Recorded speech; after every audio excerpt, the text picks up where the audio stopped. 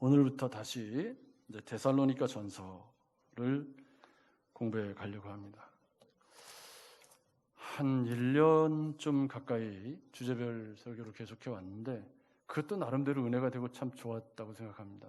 계속 주제별 설교를 해나갈 수 있겠지만 이제는 조금 일상으로 돌아와야 될 때가 되지 않았나. 물론 그렇다고 해서 크게 방향이 달라지거나 그런 건 아니겠지만 그래도 이제는 조금 계속 이렇게 갈 수는 없겠다.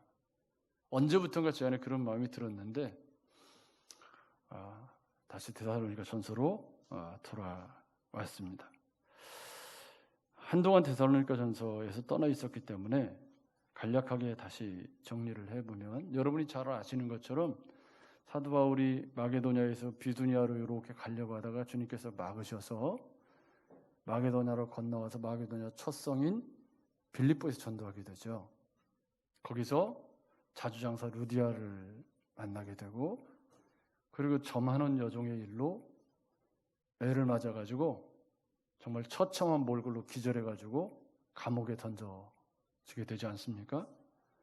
거기서 이제 로마 간수를 회심시키는 일이 일어나게 되죠. 그런 다음에 내려간 곳이 어디입니까? 바로 데살로니가입니다. 근데 이 데살로니가가 아주 고약했어요. 거기서 3주간 말씀을 전했는데 3주간 말씀을 전하는 동안 아주 센세이션하게 반응이 일어나서 데살로니가에 있는 경건한 귀부인들과 말씀을 듣기를 원하는 사람들이 막 이렇게 몰려들기 시작합니다. 그러니까 거기 있는 고약한 유대인들이 시기와 질투, 사도행전 17장에 보면 분명하게 그렇게 쓰여 있습니다. 복음 때문도 아니고 다른 이유 때문이 아니고 자기들의 지분 밥그릇 빼앗기는 그것 때문에 경건한 귀부인들이 막 사도 바울과 실라를 따라서 말씀을 듣는 그것 때문에 시기와 질투에 빠져서 불량배들을 동원합니다. 그러니까 이 말은 무슨 얘기냐면 이 데살로니가에 있는 유대인들이 뭔가 어긋나 있다는 거죠. 그 불량배들을 동원해서 야손의 집에 막 쳐들어와가지고 수색을 하다가 없으니까 그래서 이제 사도 바울이 그런 이 시기와 질투에 사로잡힌 유대인들의 손길을 피해서 야반도주 하지 않습니까? 안타깝게.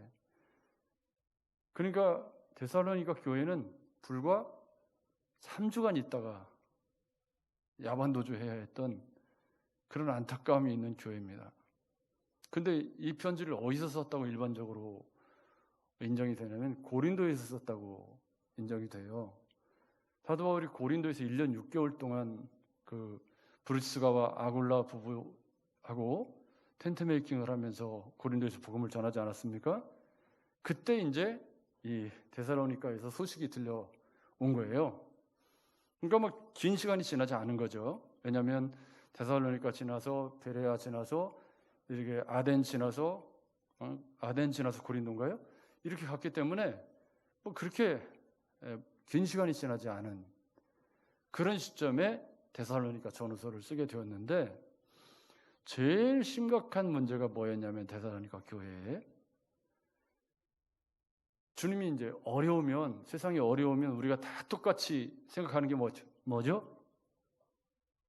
주님이 빨리 오셨으면 좋겠다. 근데 코로나가 아무리 길어도 주님 빨리 오셨으면 좋겠다 그러는 사람 없는 것 같더라고. 여러분 어떠십니까? 코로나가 이렇게 막 장기화되고 전염병이 창궐해서 막 이렇게 어렵고 그래도 주님 좀 빨리 오셨으면 좋겠다. 혹시 그러신 분?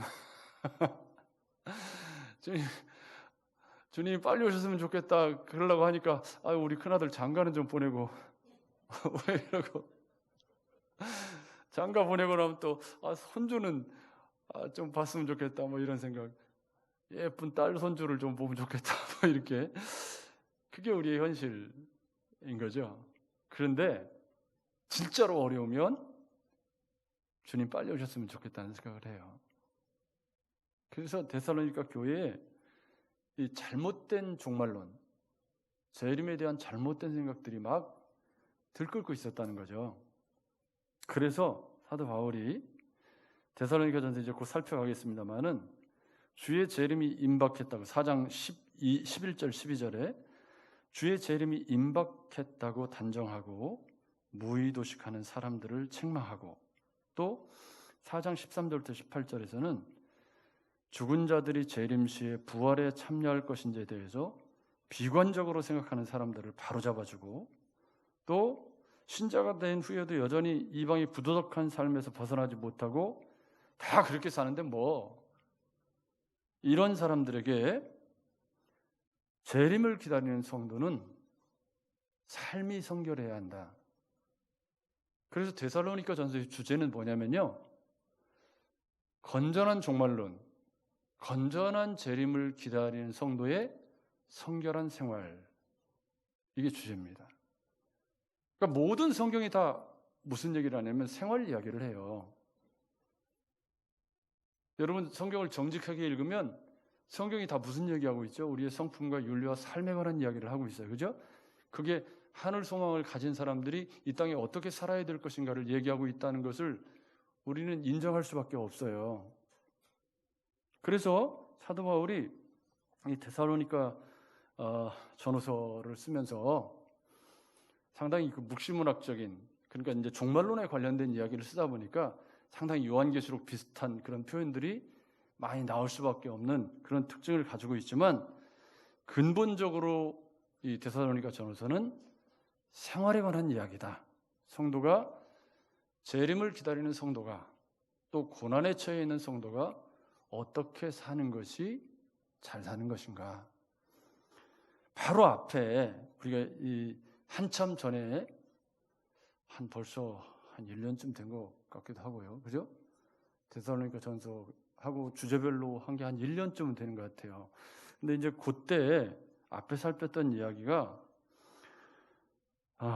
유모와 아버지처럼 데살로니가 교회를 섬긴 이유가, 이는 너희를 부르사 자기 나라와 영광에 이르게 하시는 하나님께 합당히 행하게 하려 함이라 라고, 요 오늘 읽은 말씀 바로 앞단락에 내가 유모와 아버지처럼 비록 3주간밖에 되지 않지만 데살로니가 교회를 그렇게 섬긴 이유가 바로 너희가 부르심에 합당한 성도, 하나님 나라의 영광에 이르는 그런 긴 시간 동안 주님과 합당하게 살아가는 성도가 되기를 원했다라는 말씀을 쓰고 있습니다. 자, 그러면 이제 오늘 본문을 보시겠습니다. 13절 먼저 보시죠. 이러므로 이 말은 이제 앞에 있는 단락을 받고 있겠죠. 이러므로 우리가 하나님께 끊임없이 감사함은, 그러니까 사도 바울의 감사죠. 데살로니가 성도들 석주간밖에 목회를 못한, 정말 잠깐 있다가 올 수밖에 없었던 그 성도들을 생각할 때마다 내가 끊임없이 감사하는 게 있다. 근데 그게 뭐냐 하니까, 자, 오늘 말씀 굉장히 중요합니다. 여러분 정신 잘 차리고 읽으셔야 됩니다. 너희가 우리에게 들은 바 하나님의 말씀을 받을 때에 사람의 말로 받지 아니하고 하나님의 말씀으로 받음이니 진실로 그러하다. 여러분 이 말씀을 그냥 읽으면 어떤 느낌이 들죠? 사도 바울을 하나님처럼 여겼다. 그래서 목회자의 말이라면 그냥 전부 하나님의 말씀인 것처럼 그냥 그렇게 들었다, 그렇게 읽어지죠? 우리 신권 선생님 고개를 저으시는데 여러분 본문이 그렇게 읽어지지 않습니까? 이게 맞잖아요. 목회자가 거룩한 말씀을 선포하면 하나님의 말씀처럼 알아들어야지, 됐기! 그런 뜻이 아닌가요? 그런 뜻처럼 읽어지잖아요, 여러분. 그렇게 많이 또 전해졌을 수도 있어요. 근데 이 말씀이요, 좀 조심해서 잘 읽어야 되는 중요한 말씀인 것이, 이게 목회자가 개떡같이 전해도 다 그냥 하나님의 말씀처럼 알아들어라, 그런 의미가 아니라는 거죠.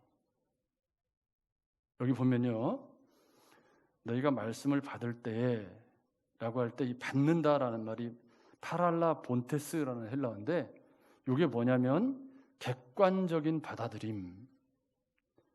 그러니까 하나님의 말씀을 받을 때 어떻게 받아들여야 되냐면 객관적인 하나님의 말씀, 즉 역사적이고 성경에 뿌리를 두고 논리적으로 잘 정리가 되어서 내 마음을 말씀으로 잘 설득할 수 있는 객관적인 진리, 객관적인 사실, 객관적인 영감된 말씀으로 받아들이고 라는 뜻입니다. 하나님의 말씀으로 받음이니 라고 할 때 이 받는다, 두 번째 받는다는 말은 에덱사스테, 이게 뭐 말이 좀 어려운데 이런 말을 꼭 읽을 필요는 없지만 이건 주관적인 기쁨으로 열렬하게 받아들였다.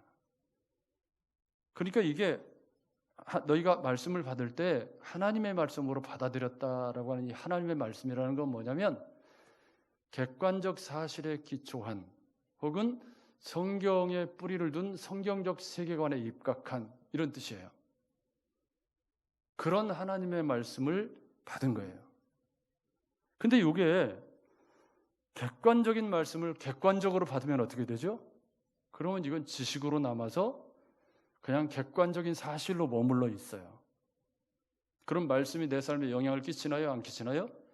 안 끼치고 그냥 객관적인 사실을 객관적인 사실로 어휴 그렇구나 하고 지식으로 고개 끄덕거리고 끝나면 그게 뭐가 되죠?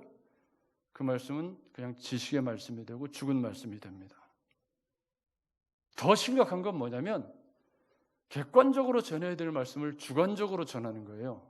영예를 하고 꿈 이야기를 하고 뭐 본문의 컨텍스트나 본문이 이야기하는 그 데살로니가 교회의 상황이나 뭐 그 말씀이 의미하는 본문에서의 문맥의 의미나 이런 건 다 집어치우고 봐라 하나님의 말씀을 받을 때 사람의 말로 받으면 되냐 안 되냐 이렇게 영예를 해서 주관적인 사실로 말씀을 전하는데 그 말씀을 또 주관적으로 받으면 어떻게 되죠?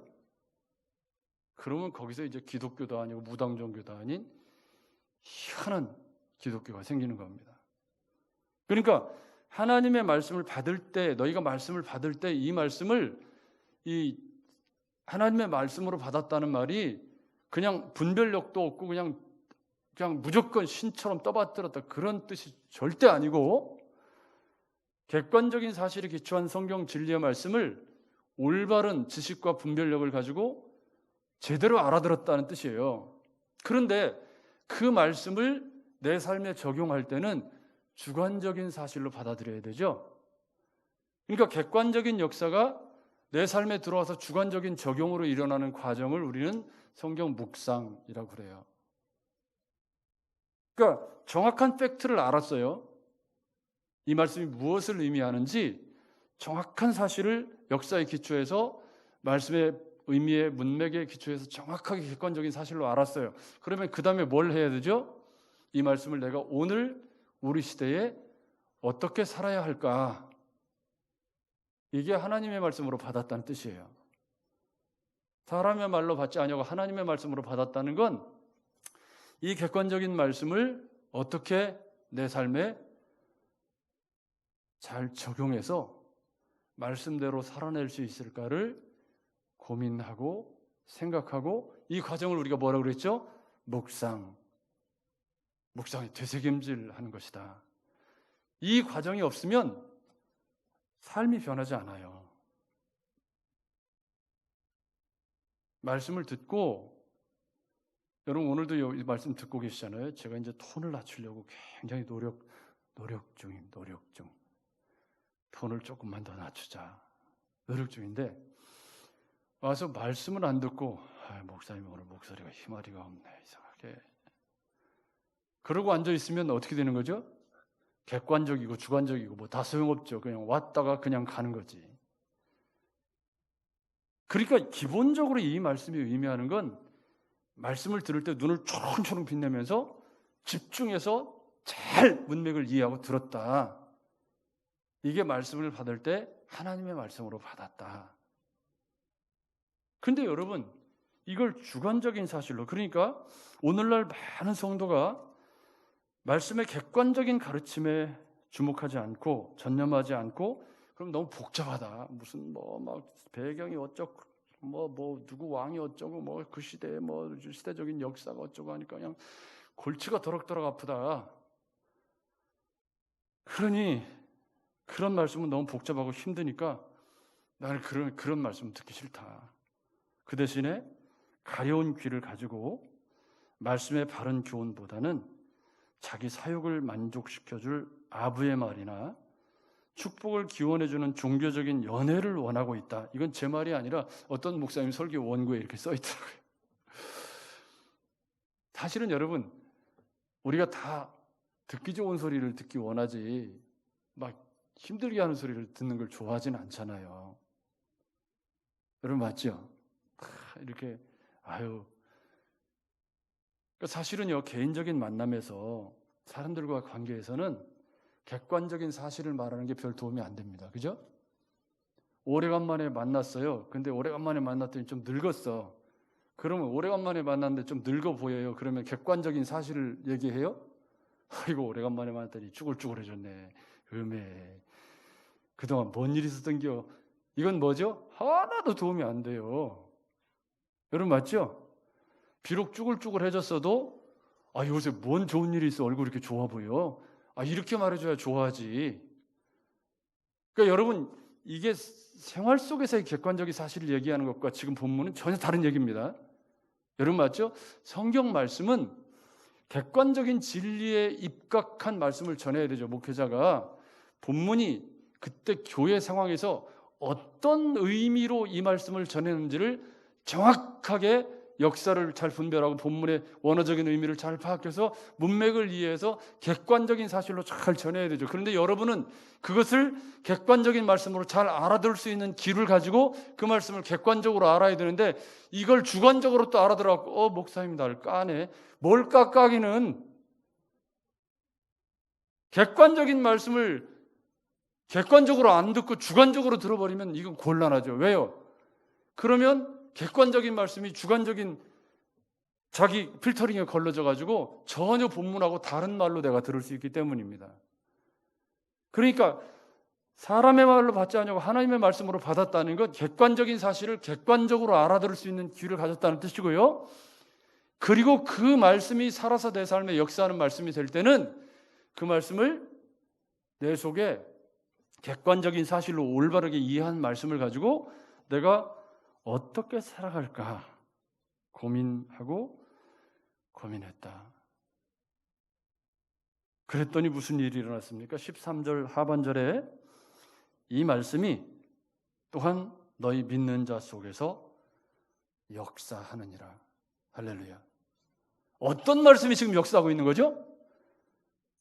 객관적 사실로 분명한 역사적 기초와 올바른 성경 해석에 의해서 올바르게 선포된 말씀을 마음속에 간직하고 그 말씀을 내 삶의 개인적인 삶에 적용하기 위해서 사람의 말이 아니라 하나님의 말씀으로 받아서 고민하고 생각하고 그렇게 한 결과 그 말씀이 우리의 삶에 어떤 일을 일으킵니까? 이 말씀이 또한 너희 믿는 자 속에서 역사하느니라.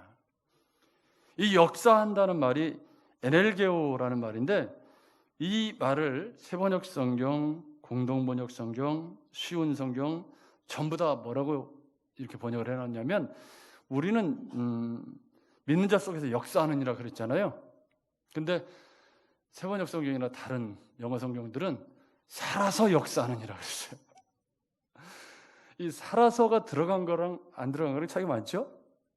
그러니까 살아서 역사한다는 건 무슨 뜻이죠? 그 말씀이 지금 내 삶을 실제적으로 지배하고 있고 내가 어떤 결정을 하거나 어떤 상황에 직면했을 때 그 말씀이 실제적으로 내 삶에서 살아서 영향을 끼치는 거예요. 아멘. 아멘.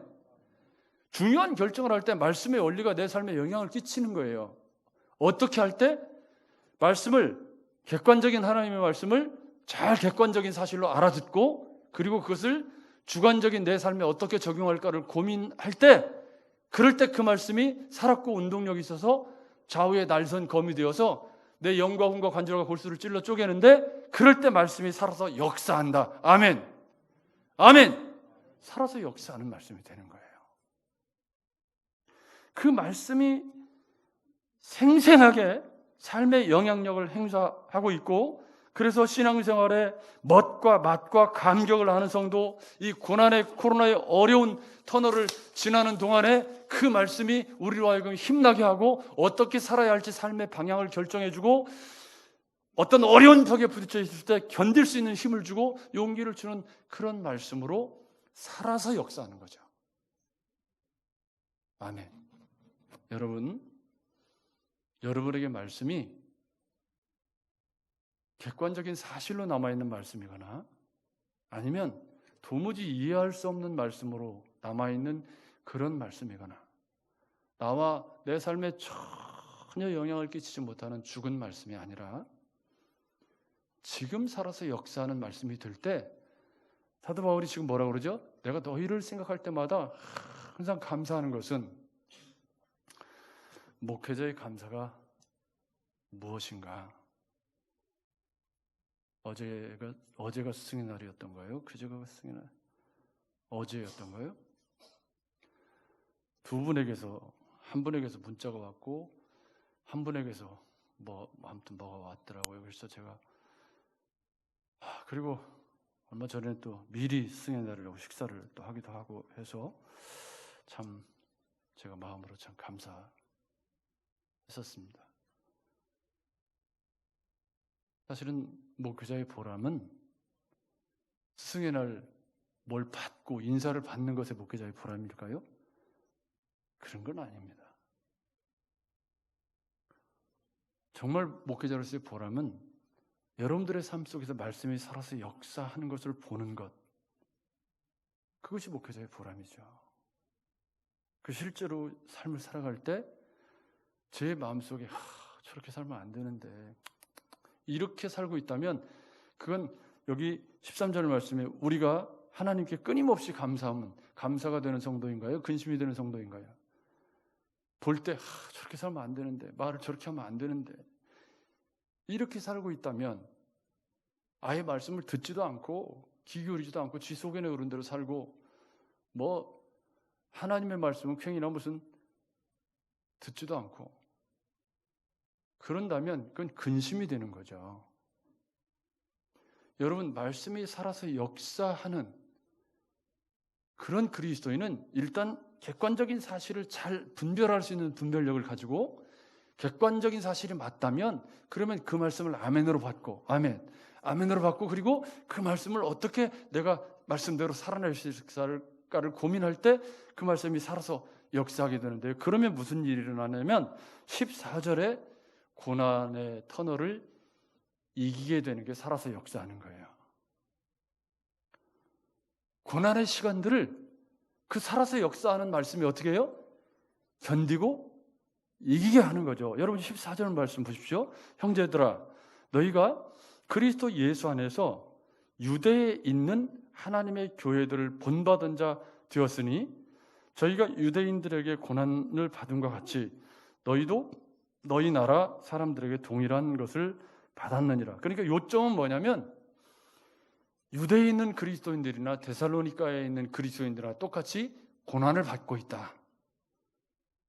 근데 유대에 있는 하나님의 교회들을 본받은 것 같이, 근데 이게 굉장히 중요한 표현인 것이 뭐냐면요, 그리스도 예수 안에서 유대에 있는 하나님의 교회들, 이 말은 사도 바울이 굉장히 즐겨 사용하는 표현인데요, 그리스도와의 인격적인 교제 가운데 있는 그리스도인 예수 안에서, 그러니까 그리스도 예수 안에서라는 표현은 13절의 지배를 받아요. 13절이 뭐예요? 말씀을, 객관적인 하나님의 말씀으로 올바로 알아듣고 그 말씀을 삶에 적용해서 살아서 역사하는 신앙을 가진 그리스도인, 그게 그리스도 예수 안에서 유대에 있는 이라는 뜻이고요. 하나님의 교회라는 말은 교회 공동체의 정체성, 즉 하나님을 믿고 신앙하는 공동체, 즉 여타 이교 집단과 구별하는 의도가 있단 말이에요. 왜냐하면 뒤에 나오는 유대인들, 즉 똑같은 유대인들이지만 하나님을 믿지 않고 교회를 박해하는 자들도 있기 때문에 예수 안에 있는 하나님의 교회라는 건 그 시대에 나름대로 교회의 정체성을 표현해주는 굉장히 중요한 표현이었단 말이에요. 신실한 그리스도인을 의미하는. 그래서 예수 안에서 유대에 있는 하나님의 교회, 이 말은 진실한 그리스도인이라는 의미하고 똑같은 거예요. 말씀이 살아서 역사하는 그런 그리스도인. 근데 그들에게 뭐가 있었냐면 박해가 있었어요. 고난과 박해가 있었다는 거예요. 그런 교회들을 본받은 자 되었으니 저희가 유대인들에게 고난을 받은 것 같이 너희도 너희 나라 사람들에게 동일한 고난을 받고 있다. 즉 데살로니가 교회가 유대에 있는 교회들을 본받았다라는 건 뭐냐면 한마디로 올바른 복음 때문에 박해를 받고 고난에 동참하는 교회가 되었다. 여러분, 야손의 집에 불량배들을 동원해가지고 난리를 친 그 데살로니가에 있는 유대인들이 데살로니가 남아서 이제 예수 믿는 어린 신자들을 가만히 놔뒀겠습니까? 여러분 맞죠? 그런 가운데서 교회가 태동이 되고 자랐다는 건 기적이잖아요, 이게. 여러분 맞죠? 그러니까 박해가 꼭 우리를 주님에게서 멀어지게 하는 게 아니고요. 이 고난의 시간이 더 단단한 신앙으로 나오는 사람이 있고 돌짝밭에 예수를 믿은 사람은 고난이 찾아오면 금방 뿌리가 말라서 표가 나는 거예요. 여러분 맞죠? 자, 잠이 오는 것 같은 표정이기 때문에 한번 전후좌우를 마스크를 썼지만 둘러보면서 이 코로나의 시절에 말씀으로 생기가 조금 잘 피어나고 영적 생명이 잘 자라고 있는지 아니면 시름시름 죽어가고 있는지 한번 쓱 스캔을 한번 해봅시다. 시작. 이걸 보면 알 수 있는 건가요? 지금 표정이 한결 낫네요. 이게 표정이 이렇게 되면 마스크를 써가지고 베이지도 않는데 눈까지 그리고 눈 내리뜨고 있으면은 제가 이분들이 지금 기분이 나쁜가 좀 그런 생각이 드는데 여러분 지금 표정이 훨씬 나아요. 기왕이면 눈을 좀 이렇게 예쁜 눈으로 저를 이렇게 밑에서 올려뜨지 마시고 이렇게 올려뜨지 마세요. 이렇게 올려뜨면 희번덕해가지고 이상하니까 이렇게 고개 드시고 여러분 좋을 것 같아. 그래서 이게 무슨 얘기냐면 14절이 너희도 너희 나라 사람들에게 동일한 것을 받았다. 이 말은 이 살아서 역사하는 믿음이 고난을 초래한다는 의미도 있고, 그죠? 올바른 그리스도인으로 살려고 하면 세상으로부터 고난이 온다라는 의미도 있고, 또 하나는 이 살아서 역사하는 말씀이 그 고난을 이기게 한다라는 의미도 있죠. 여러분 맞죠? 말씀이 살아서 역사하면 코로나의 긴 터널도 견딜만 해요. 힘이 나고 용기도 나고. 그런데 자꾸 이럴 때 자꾸 고난에 넘어져서 마음이 가라앉아서 이렇게 침잠되어서 깔아앉아가면 그러면 고난에 먹혀버리죠. 말씀이 그 속에 살아서 역사하지 못하고 환경이 살아서 역사하게 되면 말씀이 가려지죠. 성경 여러 곳에 고난은 당연히 있는 것이고 이 고난이 오히려 교회의 정체를 확고히 하는 징표 역할을 한다. 고린도전서 12장 26절 만일 한 지체가 고통을 받으면 모든 지체가 함께 고통을 받고 한 지체가 영광을 얻으면 모든 지체가 함께 즐거워하느니라. 그리스도를 위하여 너에게 은혜를 주신 것은 빌립보서 1장 29절 다만 그를 믿을 뿐 아니라 또한 그를 위하여 고난도 받게 하려 하십니다. 그래서 초대교회에서는요 예수 믿는다는 것이 곧 고난에 동참하는 일이었습니다.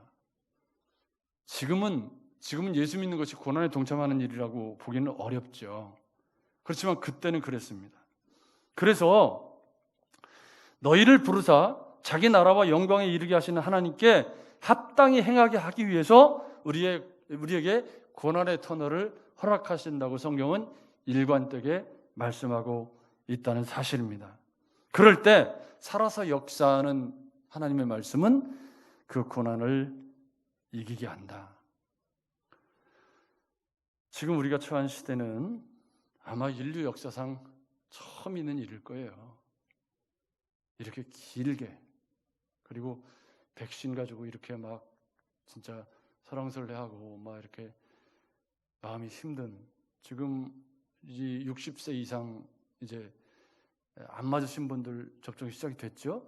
사전 예약이 시작이 됐는데 예약률이 47%, 50%가 안 되는 것 같아요. 나도 좀 껴들어갈 기회가 있을란가. 저는 목회자로서 좀 빨리 맞는 게 낫다. 내가 그런 생각을 갖고 있지만 어쨌든 좀 어렵습니다. 왜 자꾸 뭐 죽는다는 사람이 있고 뭐 부작용이 있다는 말도 있지. 뭐 그러니까 맞자니 찝찝하고 또 안 맞자니 또 이상하고 뭐 이게 뭐 어렵죠, 그죠? 마음대로 뭐 활동할 수도 없고. 그렇지만 마스크 잘 쓰고 손 잘 씻고 하면 어느 정도 이제 안정이 돼가는 시기를 살아가고 있기 때문에 너무 그렇게 사로잡혀 살 필요는 없다는 생각이 들지만 오늘 말씀을 객관적인 말씀을 하나님의 말씀으로 잘 받아서 그 말씀을 주관적인 삶에 잘 적용해서 말씀이 살아서 역사하는 그리스도인은 이 코로나 시절에 오히려 빛의 자녀처럼 빛나게 될 줄로 믿습니다. 그런데 문제가 되는 사람들이 있어요. 15절, 16절이 바로 그 사람들인데요. 이렇게 살지 않은 거예요. 15절, 16절에 누가 나오냐면 유대인은 정체가 이미 나왔어요. 그러니까 여기 14절에 예수 안에서 유대인은 하나님의 교회와 다른 유대인들입니다. 다른 유대인들인데 주 예수와 선지자들을 죽이고 똑같은 유대인이에요, 이 사람들도. 근데 차이가 뭐냐면 이 사람들은 말씀이 살아서 역사하지 않은 거죠. 그럼 뭐가 살아서 역사했죠? 장로들의 유전이 살아서 역사한 거예요. 무슨 얘기냐면 처음부터 그런 건 아니에요. 처음부터 말씀을 버리려고 한 건 아닙니다. 말씀을 좀 더 잘 실천해 보려고 말씀을 잘 실천하기 위해서 이 말씀을 잘 실천하기 위해서 조항들을 만들기 시작한 거죠. 그렇게 만들어 가다 보니까 이제 말씀을 버리고 이것만 갖고 신앙생활을 하게 된 거예요. 이것만 갖고 신앙생활을 하다 보니까 말씀의 본래적인 의미는 사라져버리고 외식과 탐욕이 가능해진 종교를 스스로 만들어 가게 된 거죠. 그러니까 13절 말씀과 반대의 길로 간 겁니다. 그래서 말씀이 살아서 역사하는 그리스도인이 된 게 아니라 말씀은 없어지고 외식과 탐욕과 시기와 질투가 그들의 삶을 지배하는 그리스도인이 아닌 하나님에게서 떨어져 버린 기형적인 사람들이 된 겁니다. 애초부터 그러려고 한 거 아니에요. 그렇지만 결과가 그렇게 된 거예요. 왜? 말씀을 놓았기 때문에. 객관적인 말씀을 늘 가까이 하고 이 말씀에서 다시 원리를 찾고 어긋난 길을 갔다가도 다시 이정표를 보고 돌아와야 되는데 이 사람들은 돌아올 수 있는 이정표가 없는 거예요. 왜? 말씀을 놓아버렸기 때문에. 그래서 자기들 길로 계속 간 거예요. 그 결과가 어떻게 됐냐면 예수 그리스도를 십자가에 못 박아 죽였다. 자기들이 그렇게 기다린 성경에 그렇게 예언했던 그런 예수 그리스도 메시아인데 그 예수를 자기들 손으로 모함해가지고 죄를 만들어서 군중들을 포섭해가지고 온갖 불법과 탈법을 다 저질러서 어떻게 했어요? 예수를 십자가에 못 박아 죽였어요. 성경에 그렇게 많이, 구약에 그렇게 많이 예언되어져 있는 예수인데 이 말씀을 객관적인 사실로 매일 가까이 하고 주관적으로 적용하는 일들을 덮어버리고 뭐 했어요? 따로 만들어 놓은 교본 가지고 자기들끼리 다른 종교를 만들어 버린 거예요. 그런 결과 예수를 죽이는 일을 가능하게 만든 것이 15절, 16절의 다른 유대인들이죠. 이 말은 무슨 얘기냐면 교회를 다니는데 말씀이 살아서 역사하지 않는 객관적인 말씀을 주관적으로 적용하는 말씀을 객관적으로 잘 이해하고 역사적으로 본문에 의해서 잘 이해하는 노력이 아닌 주관적으로 말씀을 이해하고 주관적으로 적용하는 그런 그리스도인들에 의해서 오늘날 예수 그리스도는 십자가에 다시 못 박히게 되고 교회는 똥통에 처박히는 그런 결과를 초래할 수 있다. 선지자들을 죽이고 하나님의 교회를 욕보이고 세상으로부터 교회가 지탄을 받게 하는 이유가 말씀이 살아서 역사하는 것을 쏟아버리고 그 자리에 다른 것들을 채운 거예요.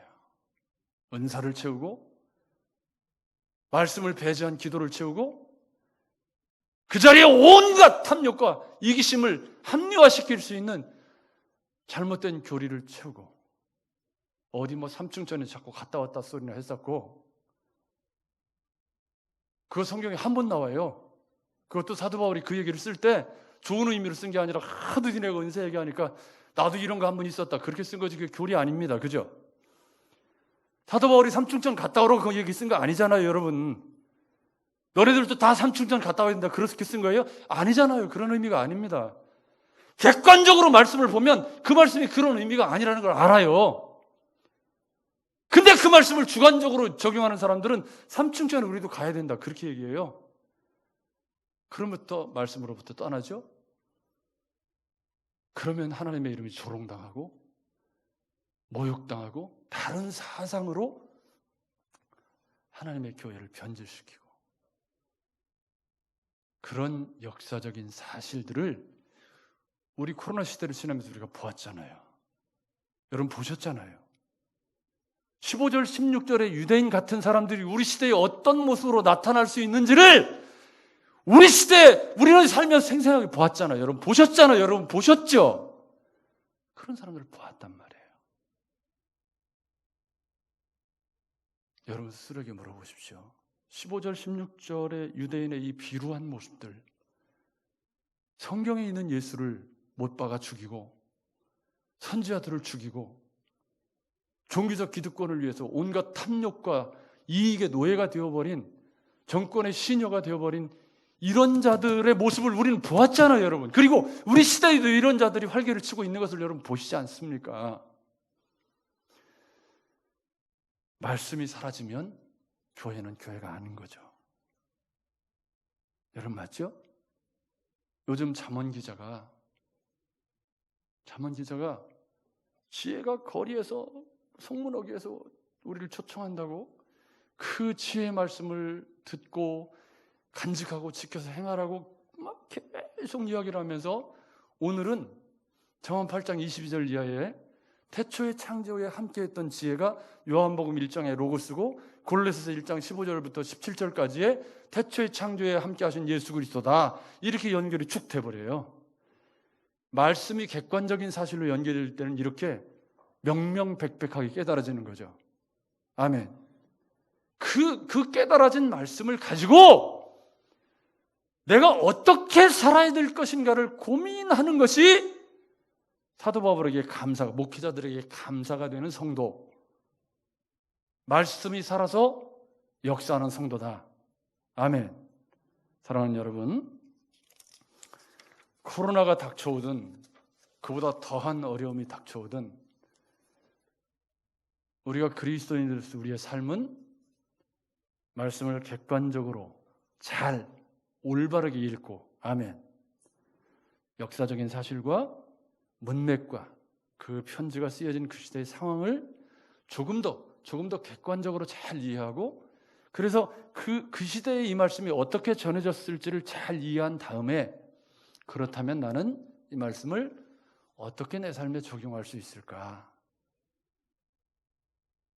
그게 살아서 역사하는, 말씀이 살아서 역사하는 감사의 조건이 되는 성도다라는 사실을 기억하시면서, 사람의 말이 아니라 하나님의 말씀으로 받았다는 것은 객관적인 진리의 말씀을 올바르게 알아들었다라는 의미라는 것을 잘 기억하시고, 또 새로운 한 주간이 시작이 되고 있습니다. 코로나의 긴 터널을 여전히 지나고 있지만 우리가 이 어려움의 시절을 생생하고 탄력 있고 생명력 넘치는 빛의 자녀처럼 살 수 있는 유일무이한 비결은 말씀이 내 생명 속에 살아서 역사하는 그런 그리스도인 되는 것밖에 없다. 아멘. 아멘. 꼭 이 말씀 붙잡고 또 새롭게 시작되는 한 주간을 매일매일 어떻게 하면 내가 이 말씀을 객관적으로 잘 이해할 수 있을까? 여러분, 주관적으로 이해하지 말고 이 컨텍스트와 텍스트를 정확하게 잘 이해해서 어떻게 하면 이게 이 말씀의 본래적인 의미가 뭔가를 잘 이해하려고 노력을 많이 하셔야 돼요. 그죠? 잘 그 시대에 어떤 의미로 쓰였는지를 잘 이해하고 나서 그 다음에 그러면 이 말씀을 가지고 내가 어떻게 살면 좋을까, 그런 고민을 하다 보면, 그러면 말씀이 살아서 역사한다는 게 이런 뜻이구나. 아멘. 이 아멘이요, 아멘 이거 말고 아멘 이게 나오는 게 왜 그게 가능하냐면 살아서 역사하는 말씀이 될 때 이게 가능해지는 거예요. 그런 감격이 있는 한 주간이 되시기를 주의 이름으로 축복합니다. 좋으신